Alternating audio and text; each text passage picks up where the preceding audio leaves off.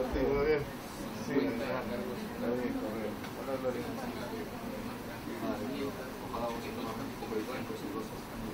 Sí, no, está bien. Está buena la cosa. Sí, no, y apretadito. Está bien, yo creo que hagamos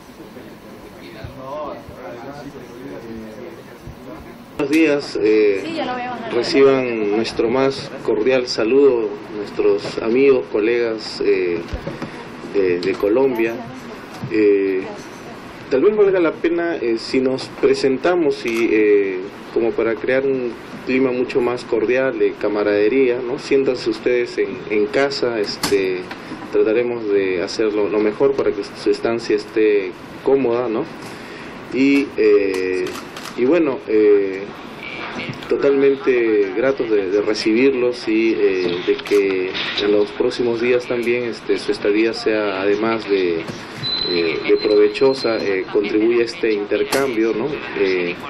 En la famosa acta que suscribimos en este memorándum de entendimiento, que aquí con nuestro colega el señor Moreno recibimos el encargo un domingo y con Gloria y el equipo del señor Moreno hicimos una redacción así, ¿no? Entre gallos y medianoche, como le decimos, y que culminó felizmente en esta suscripción del memorándum de entendimiento entre el Perú y Colombia, ¿no? Entre ambos ministros, ¿no? Sé por diversas razones que vuestra viceministra no ha podido estar presente el día de hoy, pero como esta es parte del intercambio, la próxima semana habrá oportunidad de vernos un ratito, aunque sea, ¿no?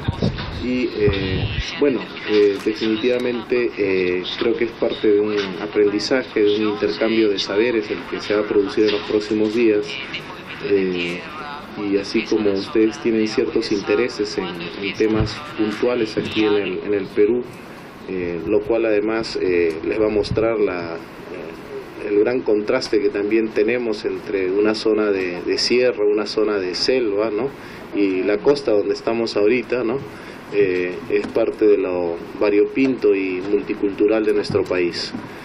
Sean pues ustedes bienvenidos y mucho gusto de compartir esta mañana con ustedes. ¿Tú quieres dar la palabra? Bueno, buenos días a todos, estimado viceministro, muy contento de estar con ustedes hoy. Nuestro encuentro el año anterior en Iquitos, el 29 y 30, ¿cierto?, de septiembre, que marcó una pauta importante en el tema de la cooperación binacional en los aspectos asociados a agua y saneamiento básico. Un saludo cordial de nuestro ministro de Vivienda, de nuestra viceministra María Carolina Castillo, que no pudo acompañarnos en esta sesión, pero que venimos con el equipo a trabajar con ustedes, no solo a cumplir, digamos, con lo establecido en este memorando de entendimiento, sino también afianzar, digamos, un trabajo que me parece que es importante en términos de experiencias de dos países hermanos, muy similares en cosas, digamos, en diversidades geográficas, en problemáticas, pero también en avances a nivel de política de agua y saneamiento. Que esperamos, señor viceministro, digamos, poder compartir con ustedes estos días, aprender de la gestión que vienen realizando. Tenemos retos importantes, digamos, a nivel de política pública, de regulación, de trabajo, con la cooperación, digamos, suiza también frente al ejercicio de este tema rural, que es un reto para nosotros, porque ahí están concentrados, me imagino que igual aquí en Perú, mucha de la problemática, pero también ver los temas urbanos y los retos a nivel de saneamiento de vertimientos, de manejo de una serie de aspectos que son muy importantes. Entonces estaremos aquí con oídos abiertos, con la posibilidad de llevarnos la experiencia y de ver qué otros elementos hacia adelante. Digamos, es como un punto, en la partida fue el año anterior, pero este es un avance y ahí pues poder avanzar en temas y compartir desarrollos que nos permitan fortalecernos como país en un sector que es fundamental para el desarrollo económico, social y ambiental.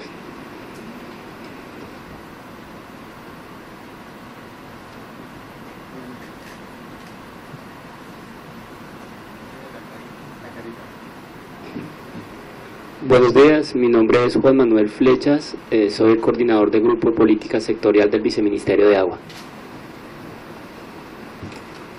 Buenos días, mi nombre es Rodrigo Angulo, soy el coordinador del programa rural del Viceministerio de Agua y Saneamiento Básico. Bueno, muy buenos días, muy complacido de estar aquí. Mi nombre es Guillermo Arcila, soy el subdirector de estructuración de programas, donde entre otras cosas ejecutamos la política de agua rural, que digamos es una de las situaciones que nos tiene el día de hoy aquí y de la cual esperamos poder hacer un intercambio de conocimientos. Bueno, muy buenos días. Mi nombre es Viviana Angulo, asesora en infraestructura del proyecto ASIR-SABA Colombia. Muy buen día, Edwin Lazo Zapata, coordinador del proyecto ASIR-SABA Colombia. Buenos días, mi nombre es Karina Cardoso, asesora en fortalecimiento de capacidades del proyecto ASIR-SABA Colombia. Víctor Manuel Sevilla, responsable del Programa Nacional de Saneamiento Rural del Ministerio de Vivienda, Construcción y Saneamiento. Luz Ángela Bernal, oficial nacional de programas de la Agencia de Cooperación Suiza en Colombia. Muy buenos días, mi nombre es Martín Yaqui, soy el director de Cooperación Suiza en Colombia. Muy agradecido por estar acá y muchas gracias por recibirnos, viceministro, y gracias también al equipo acá de Cesarina y Jean Gabriel por recibirnos tan amablemente. Para nosotros es muy importante este viaje, pues estamos arrancando con ese proyecto ASIR-SABA Colombia, donde están también nuestros compañeros acompañándonos, y nos permite también tener como no solamente una relación de trabajo tal vez, sino una relación también más personal justamente con todos ustedes, y por eso pues agradecemos mucho brindarnos esta oportunidad. Muchísimas gracias. Muy buenos días, mi nombre es Cesarina Quintana, soy oficial nacional de programas senior de Cooperación Suiza, programas globales, que cuya sede es acá en Perú. Y bueno, muy contenta de poder apoyar y facilitado que esta reunión se haga una realidad. Gracias. Muy buenos días, mi nombre es Richard Acosta, director de saneamiento. Buen día con todos, mi nombre es Johnny Marchán, director general de programas y proyectos en construcción y saneamiento. Buenos días con todos y todas, mi nombre es Gloria Mundines, soy directora de la Oficina de Cooperación y Asuntos Internacionales. Bienvenido a la misión colombiana acá a Perú. Y finalmente, buenos días, Jean Gabriel Luz de la Cooperación Suiza, soy el director aquí para todos los programas globales en la región andina.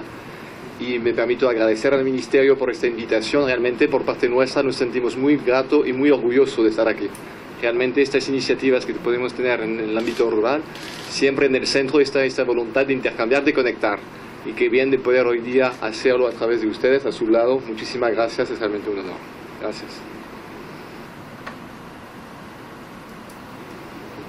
Bueno, y agradecer a la gente que siempre está atrás de bambalinas, pero que esta reunión no se hubiera podido dar, ¿no es cierto? Alicia Garay, la gente de prensa y comunicaciones, tanto aquí de la institución como de COSUDE, ¿no? La gente del área de informática también que nos está apoyando, que hacen nuestra vida más fácil y llevadera con la complejidad y cantidad de cosas que tenemos que hacer. Bueno, yo no sé si hacemos un poco el programa. Hay un programita ahí que les habíamos propuesto para esta mañana, ¿no?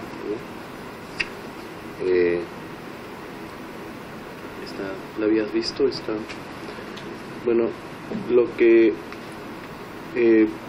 queríamos comentarles ahora era tal vez una primera parte de cómo nosotros estamos trabajando en esta mirada de la gestión del uso del agua, la modernización de los servicios de agua y saneamiento, ¿no? Luego hacemos una presentación también muy breve de los procesos, las APP, que es ahora como la niña de ojos azules del presidente, está de moda aquí.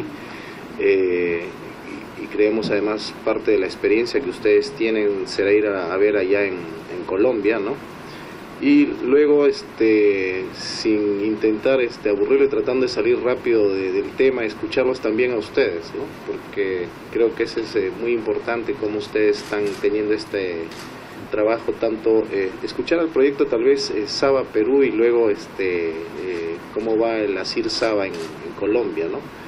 Y luego, o sea, digamos, de producido esto, o sea, esperamos hacerlo esto en un par de horas, 2, 3 horas, nos vamos a almorzar y ya queda preparar maletas, pues nos vamos al Cusco en la tarde, ¿no? Ok, tal vez yo tenía ahí una muy breve presentación que creo que la pasamos rápida, que es sobre cuál es la estrategia sectorial respecto a la gestión del agua, ¿no? De uso poblacional para el desarrollo sostenible del Perú, ¿no? Pasemos, por favor. Pasemos. Sí.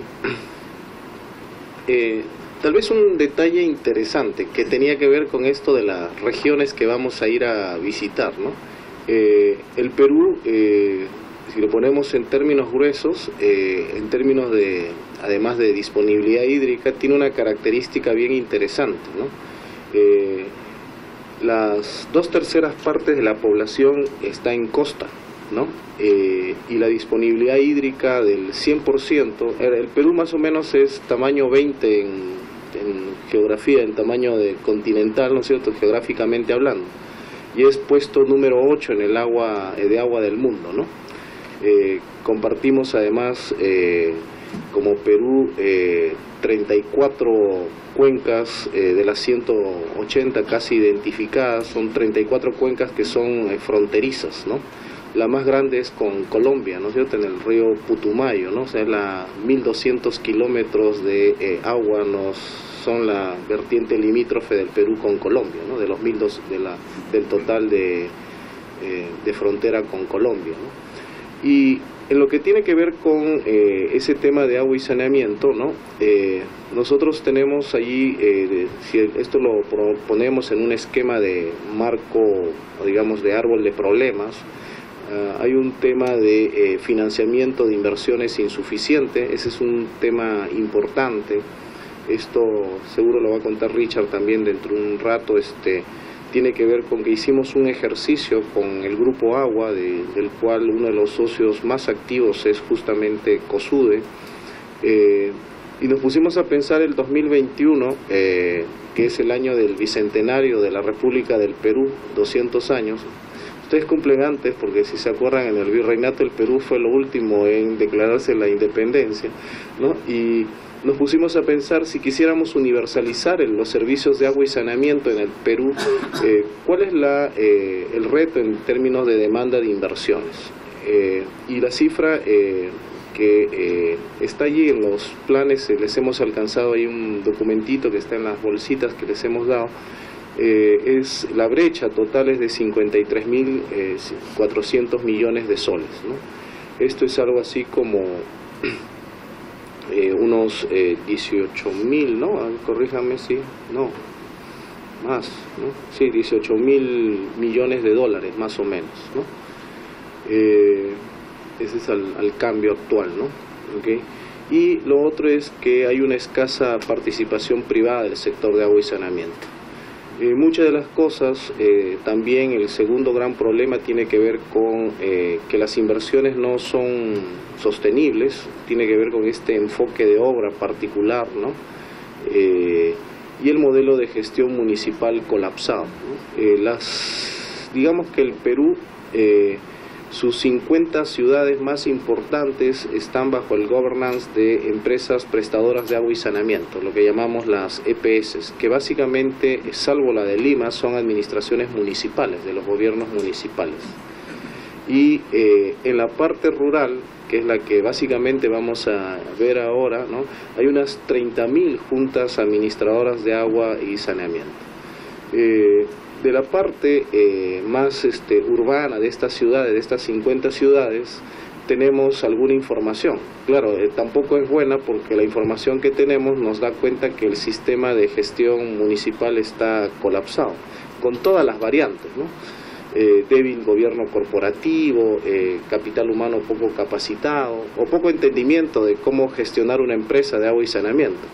Miren, la semana pasada se acerca un alcalde, ¿no? Y me dice, estamos en azul en el balance.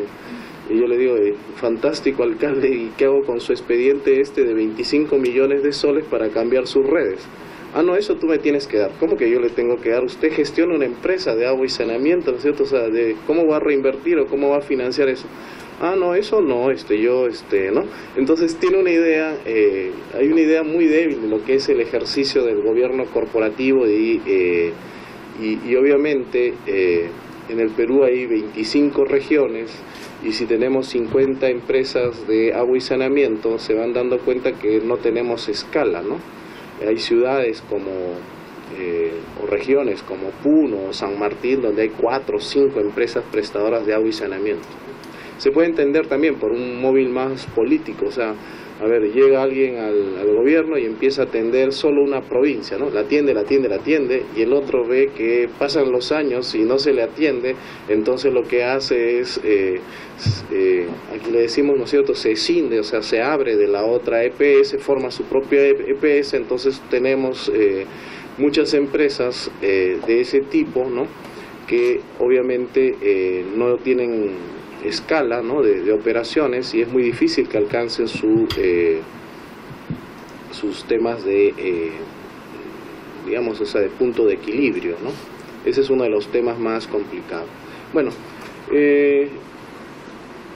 hay dos cosas que son interesantes, que tiene que ver con la gestión de este gobierno, ¿no? Como ustedes saben, la gestión del presidente Ollanta Humala culmina a mediados del próximo año, en julio del próximo año, y las metas país logradas, el salto más sorprendente además es el tema rural, ¿no? Probablemente hemos saltado desde 1/3 de cobertura a 2/3 de cobertura en 4 o 5 años, ¿no? Estas son épocas además en las cuales hemos tenido una mayor cantidad de recursos públicos, ¿no? Yo siempre lo comento, que es un buen indicador, ¿no? Hace una década, cuando también era funcionario público en el fondo, en FONCODES, que es como el Fondo de Inversión Social, el presupuesto hace una década del Perú era 29.800 millones de soles, o sea, 30.000 millones de soles, casi 10.000 millones de dólares, ¿no? Y si alguien mira ahora el presupuesto que fue aprobado para este año es de 140.000 millones de soles, ¿no? Es parte de un crecimiento vertiginoso que ha tenido el Perú, ¿no? Y decisiones políticas de este tipo que han permitido colocar mayor cantidad de inversiones en provisión de servicios básicos, ¿no? Todos los sectores en general del Estado tienen algo que mostrar, pero probablemente el nuestro, el salto más importante sea de haber llegado a ese nivel de cobertura de 2/3 de la población rural del país, ¿no? Ese es casi inédito en toda la historia republicana del Perú, ¿no? Pasemos. Ahora, el tema no es solo ampliar cobertura, porque si hablamos de los temas de calidad de servicio basados en continuidad y presión, esos son relativamente bajos, ¿no? Sobre todo los indicadores que dan muestra de este nivel bajo de continuidad, ¿no? Siempre los promedios además son muy malos, ¿no? Hay zonas como la de Piura, ¿no?, en donde el centro de la ciudad sí tiene 24 horas de atención, y sitios como Sullana en la costa, que es el desierto mismo, que tienen 2 horas de disponibilidad de agua a la semana, ¿no? Entonces el promedio a veces es engañoso, ¿no? Es como decir, si usted tiene 2 carros y yo no tengo ninguno, en promedio tenemos uno y no necesariamente los dos nos movilizamos, ¿no? Y ese es uno de los grandes temas ahí de regional, ¿no? En términos de lo que es el bienestar y la continuidad de servicios. Pasemos, por favor. Vamos a pasar estos, porque son datos, ¿no? Y veamos este tema de estrategias, ¿no? Este dato seguro también lo va a explicar con más detalle Richard, ¿no? Tiene que ver con esta brecha que nosotros hemos calculado, ¿no? O sea, en el plan de inversiones 2014-2021, ¿no? Y ahí están como los ítems, ¿no? Cuánto hay que dedicarle a ampliación, cuánto a rehabilitación, cuánto en agua potable y cuánto en saneamientos. Siempre el saneamiento va más retrasado que el agua potable, ¿no? ¿Ok? Pasemos eso porque eso lo van a tener, lo tienen los materiales, está ahí. Retrocédete una, por favor. Eso, ¿no? Y Este gobierno, que es lo que les decía, lo que hace saltar esa curva es la cantidad de recursos que hemos logrado poner, ¿no? O sea, hemos financiado aproximadamente 1.650 proyectos de agua y saneamiento, ¿no? Y casi metiéndole 7.000 millones de soles, ¿no? Esa cantidad también es inédita, ¿no? Cuando les contaba eso del presupuesto, de hace 10 años, la mitad de ese presupuesto iba para el pago de deuda externa y el pago de algo que existía acá en el país, la 20530, que es la cédula viva, es decir, alguien, por ejemplo, que era juez de la Corte Suprema, pero estaba jubilado, inmediatamente le subían a alguien que estaba en actividad, un juez, y él subía de sueldo, ¿no? Y eso hacía que la caja pública, eso ya se corrigió, ¿no? Y además fue muy difícil porque medio Congreso estaba en ese régimen de cédula viva, o sea, ellos tuvieron que desprenderse de ese tema, y la otra mitad estaba casi todo el grueso en el pago de planillas, bienes y servicios. O sea, la plata para dedicar la inversión hace una década era mínima, no más allá de unos 1.000 millones de dólares anuales, ¿no? Y comprenderán que con eso se ha repartido entre todos los sectores, transporte, educación, salud, hablo de infraestructura, era mínimo, ¿no? Ahora hay una mayor cantidad de capacidad de financiamiento de proyectos en agua y saneamiento, ¿no? Y en general en todos los sectores, ¿no? Pasemos, por favor. Bueno, aquí está cómo se divide específicamente el 2014, en que hemos dedicado nuestros recursos, ¿no? Fíjense que es interesante que la parte rural, ¿no? Casi tiene, ¿no? Pese a ser solo un tercio, ¿no? Solo ser un tercio de la población, tiene casi la mitad de los recursos transferidos, ¿no? Ese es probablemente el dato más importante. O sea, hay un énfasis particular en colocar recursos en el área rural, ¿no? Signo de los tiempos además es que tengamos un operador especializado en los temas rurales, que inclusive está entrando cada vez con más fuerza en la provisión de tecnologías no convencionales, como las que vamos a ir a ver, que no son tecnologías de arrastre, ¿no? Okay. Bueno, y el otro tema tiene que ver con, en general, mejorar la focalización y asignación de las inversiones. Hasta hace algunos meses, y con el ingreso del actual ministro Milton Fongese, antes de eso, si yo tenía un stock de proyectos, ¿no? Y tenía 60 proyectos, yo podía hacer este que estaba en el puesto 57 lo podía subir al 1.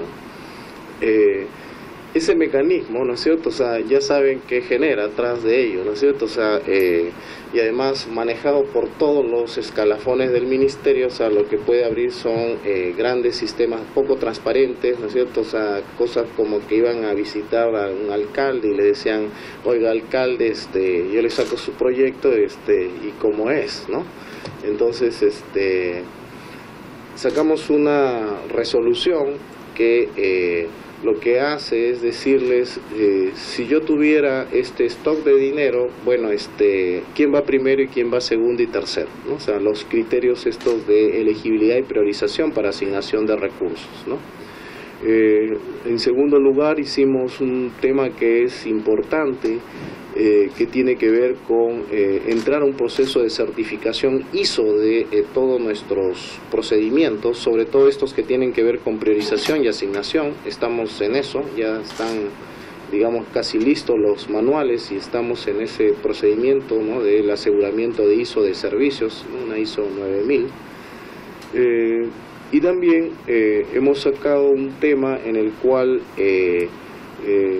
la lógica del ministerio tiene sus ventajas y sus desventajas, ¿no?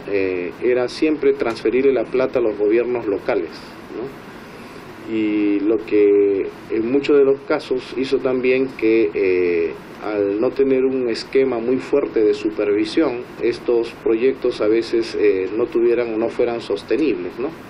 Y que extendían esta falta de transparencia a los mismos gobiernos locales, ¿no?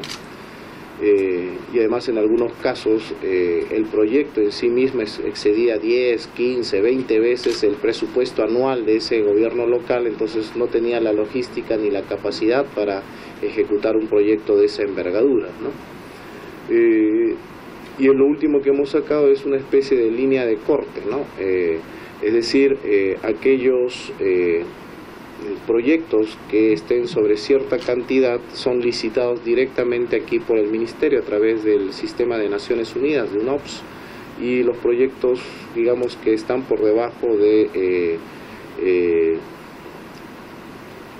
los 20 millones de dólares, los 2,5 millones de dólares más o menos, se ejecutan directamente, eso se las transferimos a los municipios, ¿no? Pasemos, por favor. Bueno, y esto es una larga discusión, yo lo voy a dejar esto que lo comente tal vez el ingeniero Sevilla, y los programas SABA aquí son los que tuvieron la discusión más fina, ¿no? Respecto a toda una gran discusión que se generó sobre este tema de los baños dignos y cuáles son los costos atrás de qué deben incluir y priorizar en términos de las tipologías de baños rurales, ¿no? Pasemos, por favor, ¿no? Lo mismo en el tema de tratamiento de aguas residuales, ¿no? Y allí probablemente el tema más complejo desde el lado del sector tiene que ver con la sostenibilidad de las PETAR, ¿no? Hay PETARes en donde le hemos metido 100 millones de dólares y por ejemplo viene una misión de auditoría de Japón porque es plata que tuvo financiamiento externo, ¿no? Y en 3 años te muestran las fotos y dicen, ¿qué cosa les digo? O sea, mira, es un tema en el cual las empresas prestadoras de agua y saneamiento no le han hecho una adecuada operación y mantenimiento y está a puertas de colapsar, ¿no? Ese es un tema probablemente el más complejo de manejar, tiene que ver con darle sostenibilidad a las plantas de tratamiento, es decir, que las EPS destinan recursos, ¿no? O sea, no es un tema de conocimiento, sino es un tema de asignación de recursos, ¿no? Y en un esquema de financiamiento muy precario como el que tienen las EPS, comprenderán ustedes que lo primero que hacen es pagar sus planillas o dedicarlo a otras cosas, ¿no? Y lo último es como cuando uno compra un vehículo, ¿no? Y nunca le da mantenimiento, no le cambia las llantas ni le cambia el aceite, o sea, colapsa, ¿no? O sea, igual creo que sucede en este tema de las plantas de tratamiento, ¿no? De aguas residuales. Pasemos, por favor. Bueno, y en términos de las EPS, ¿no? Tenemos ahí 3 cosas, ¿no? Una es la integración regional, o sea, estamos proponiendo, haciendo estudios incluso para migrar hacia esquemas, pasemos a la siguiente, de integración regional. Se ha creado la OTAS, esto también lo va a explicar Richard, ¿no?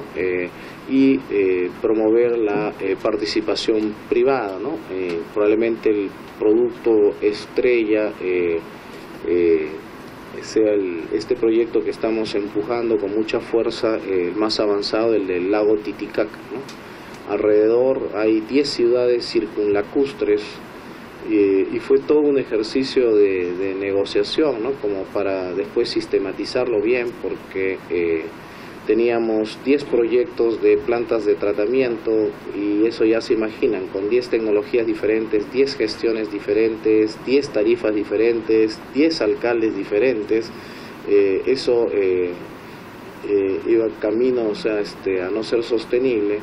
Y allí empezamos a promover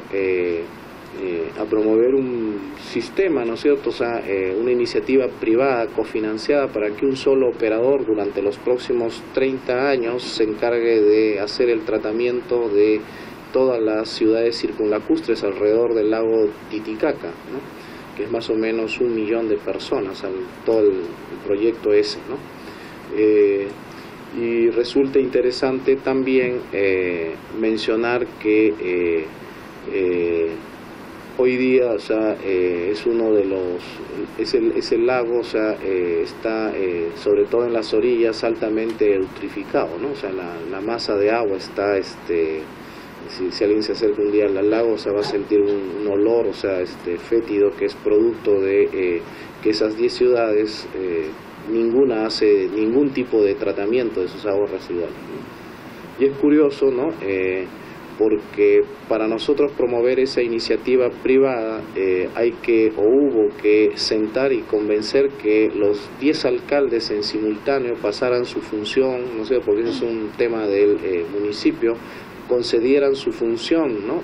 Al ministerio para que nosotros en representación de ellos le lleváramos a cargo esa iniciativa privada, ¿no? Los de Puno ya les irán contando, irán viendo nuestras particularidades regionales, ¿no? Siempre los bromeamos, es una población, ¿no?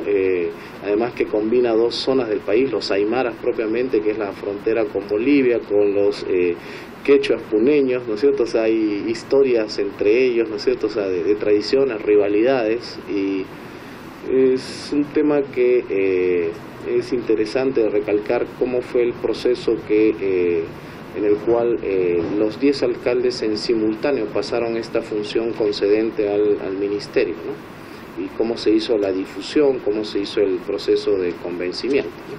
Pero eso lo podemos comentar luego. Okay.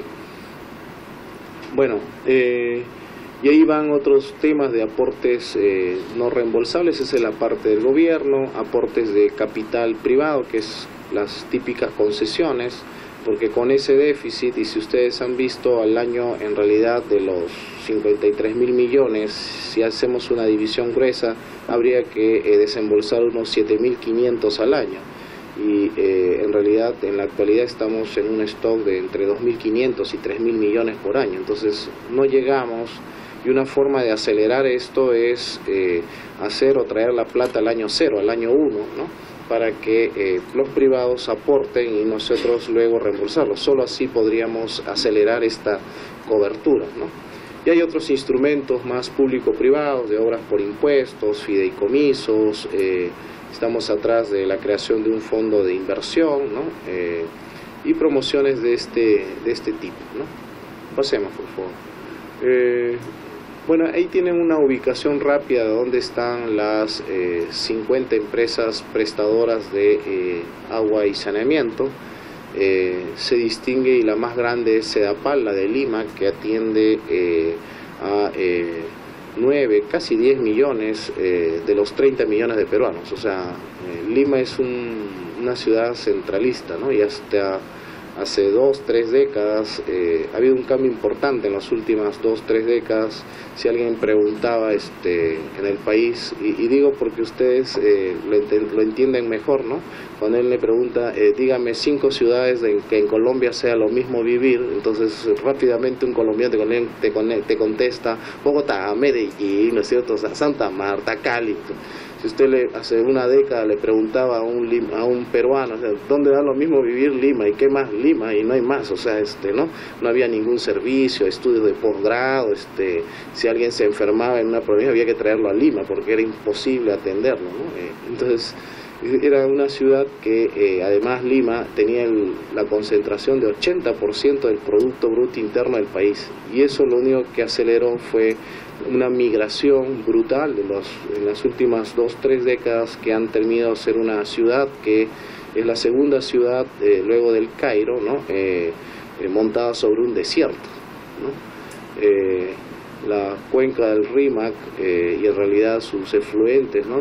Que son Chillón, Lurín, el propio río Rímac, digamos en términos razonables, el agua, la disponibilidad de la cual cuentan es como para 3, 4 millones, ¿no?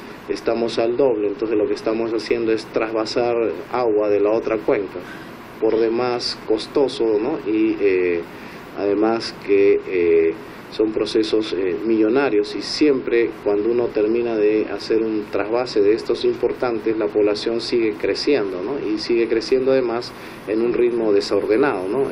Hay toda una cultura de la informalidad acá en términos de la posesión y el tráfico de tierras, ¿no? Ok, pasemos.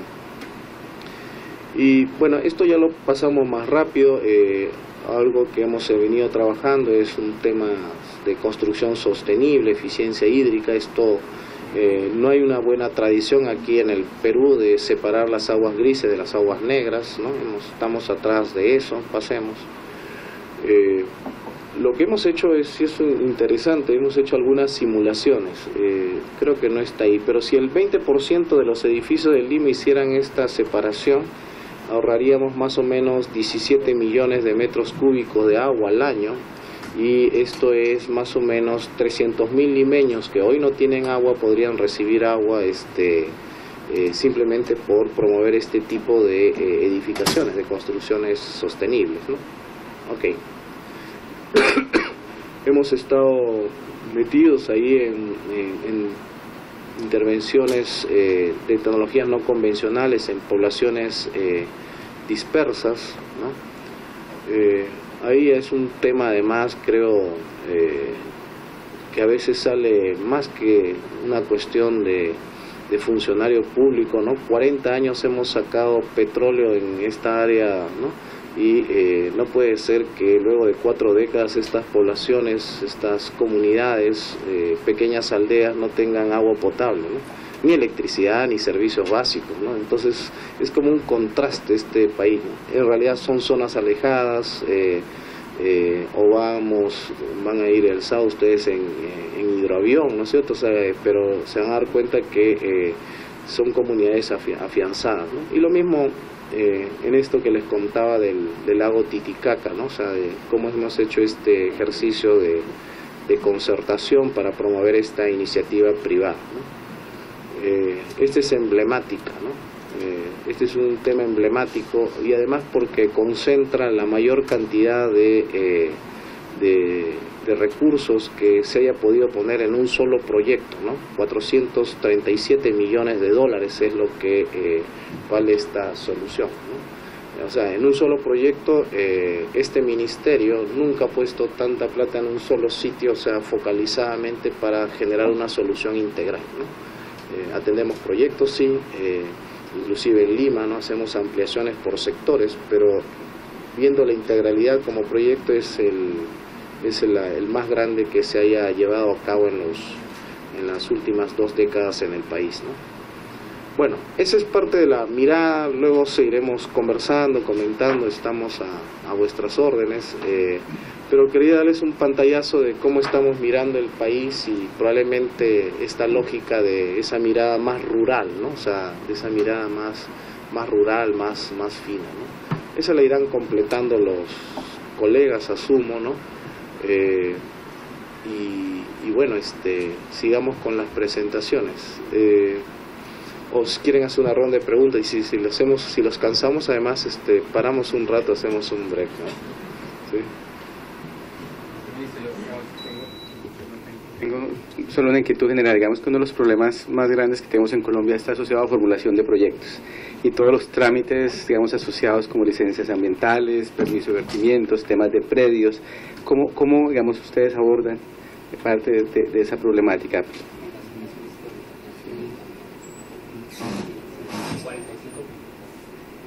El 45% del presupuesto se asigna a lo rural. Eso es una cifra muy grande. La disponibilidad de estudios y diseños que permitan ejecutar esos recursos. A ver, hay como 2 lecturas. Si tú me pides una foto al día de hoy, digamos, el presupuesto aún es insuficiente para cubrir el stock de proyectos de buena calidad que tengo. Es decir, si me dijeras, suelta todos tus expedientes, no alcanza el presupuesto. Y digamos que viene de una cultura desde hace una década en donde los municipios locales, los gobiernos regionales, el mismo ministerio empezó a promover la generación de proyectos. Entonces, hay un stock de proyectos suficiente, ¿no? Aún así, compremos bonos o hagamos algún mecanismo para inyectarle más plata al sector, que se hace en épocas en las cuales necesitas acelerar gasto público. Hay un stock deficiente todavía de recursos monetarios, ¿no? Y lo segundo es cierto, sí se ve, y es que en muchos de los casos los responsables de formular los proyectos, ¿no? Sí sufren la tramitología, y donde es más visible es en las grandes ciudades, ¿no?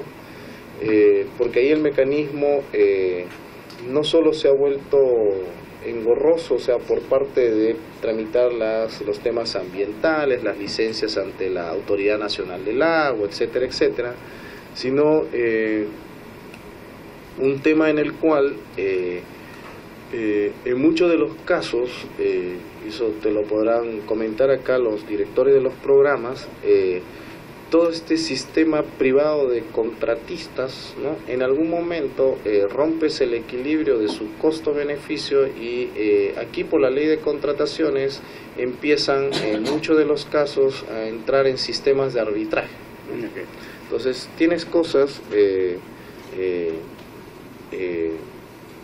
y efectivamente son temas, ¿no? Voy a contar una anécdota sin decir quién la presentó, pero se acerca donde el ministro, ¿no? Yo estaba allí, y dice: ministro, ya arreglamos el tema, ¿no es cierto?, del arbitraje, tras 3 años, ¿no es cierto?, de, ¿no?, meternos con miles de juicios, ¿no es cierto?, ya hemos arreglado el tema del arbitraje, ¿no? ¿No? Hemos ganado, qué sé yo, $10.000, le dijo, o sea, por un arbitraje de un proyecto de 100 millones, ya hemos ganado 10.000 soles, ¿no? Y ahora vamos a volver a hacer el proyecto y en 18 meses se le entrega, ¿no? A un ministro decirle que en 18 meses, o sea, cuando quedan 16 de gobierno, o sea, decirle que le entregas en 18 meses su proyecto, o sea, ya sabes que te contesta, ¿no? Y si efectivamente está el otro lado, que es de la medalla, y ese fenómeno es más visible probablemente en megaproyectos de ciudades, ¿no? Y ahí tienes periódicamente los grupos de pobladores, este es año electoral, se organizan y los puedes tener parados afuera del edificio. Hoy no, por suerte, ¿no es cierto? Pero ayer, por ejemplo, sí estuvieron, ¿no es cierto? ¿No? Entonces vienen grupos de pobladores, ¿no?, de sectores, ¿no es cierto?, que reclaman, ¿no? Y claro, uno ve cosas como una carta de la empresa de agua y saneamiento de Lima, donde dice: mañana le pongo el agua. Y no habría problema si la carta fuera fechada de este año, ¿no? Pero si la carta dice 2004, ¿no es cierto? O sea, ¿no?, comprenderás que sí hay un problema de tramitología también, ¿no? Pero tiene que ver con la elaboración de los proyectos, ¿no? Y porque cada vez además que arman un proyecto, o sea, ya se armó un barrio, se armó media ciudad más al costado, ¿no? O sea, es como que nunca acabas, ¿no?, los esquemas de expansión, ¿no?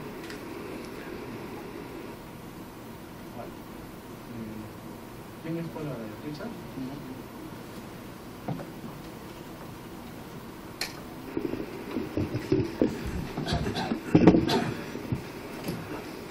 Buenas tardes a los visitantes, buenos días todavía. Estoy pensando en el almuerzo ya.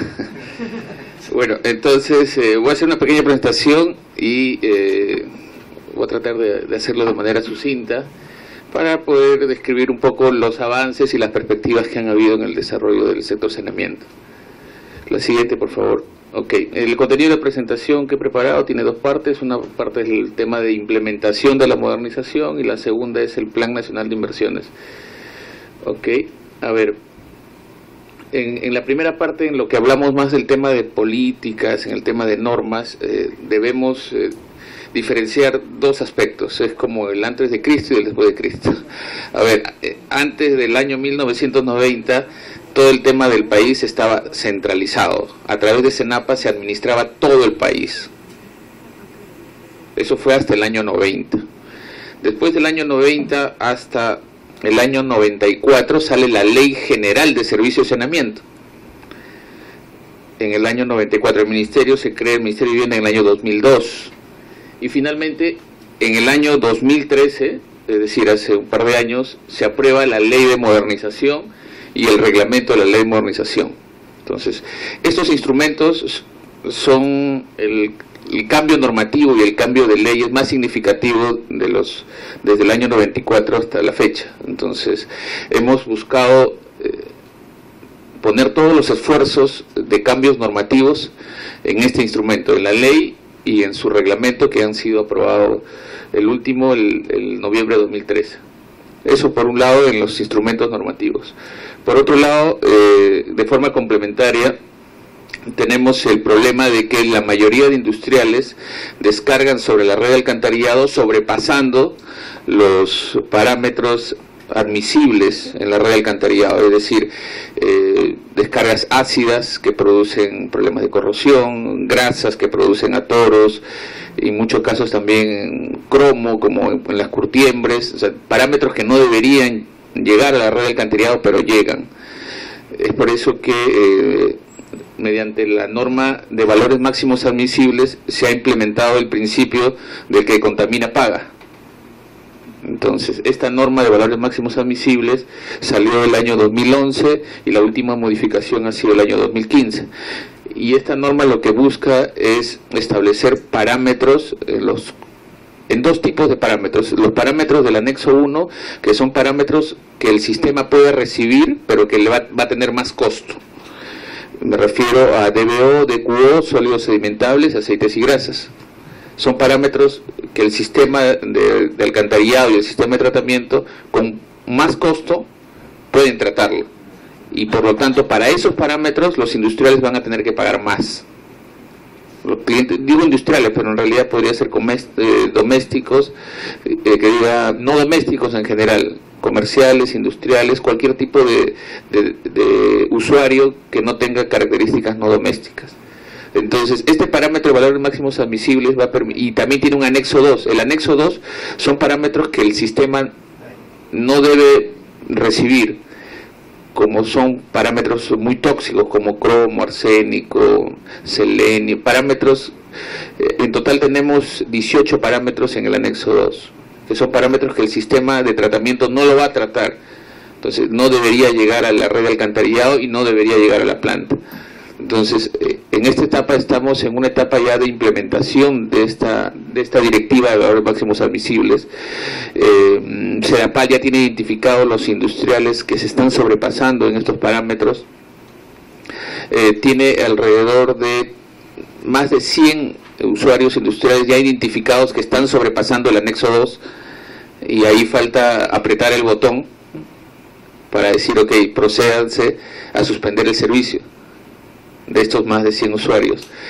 Pero en la última modificación que hemos sacado, hemos generado un mecanismo de flexibilidad para que aquellos usuarios industriales que están sobrepasando el anexo 2 generen un compromiso con una garantía líquida de que sí van a tratar en un periodo razonable. Estamos hablando de menos de un año.